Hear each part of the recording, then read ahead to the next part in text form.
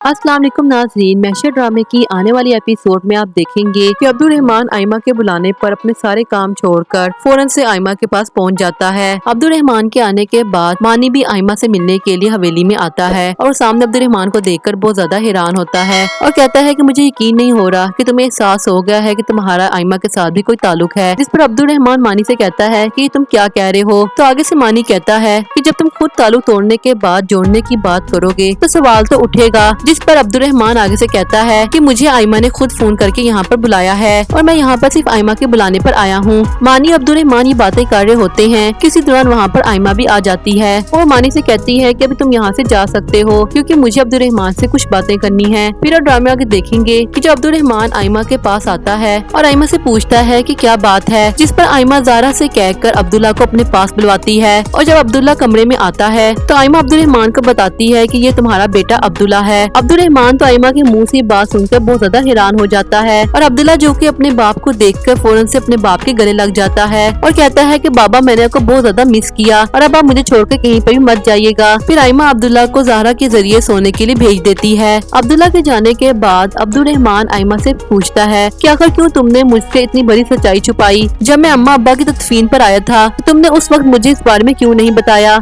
जिस पर आयमा आगे से कहती है कि मैं खुद गर्ज नहीं बनना चाहती थी क्योंकि तुम मेरे साथ नहीं रहना चाहते थे और अपनी जिंदगी में आगे बढ़ चुके थे और मैं नहीं चाहती थी कि तुम औलाद की वजह से मजबूर होकर ना चाहते हुए भी मेरे साथ जिंदगी गुजारो, लेकिन अब मैं जा रही हूँ इसीलिए अब्दुल्ला को तुम्हें सौंपने का फैसला कर लिया है। जिस पर अब्दुर्रहमान आयमा से कहता है कि मुझे अपनी इस फैमिली को ये सब कुछ बताने के लिए कुछ वक्त चाहिए, लेकिन आयमा आगे से कहती है कि मेरे पास वक्त नहीं है और मैं अब्दुल्ला के लिए भी नहीं रुक सकती।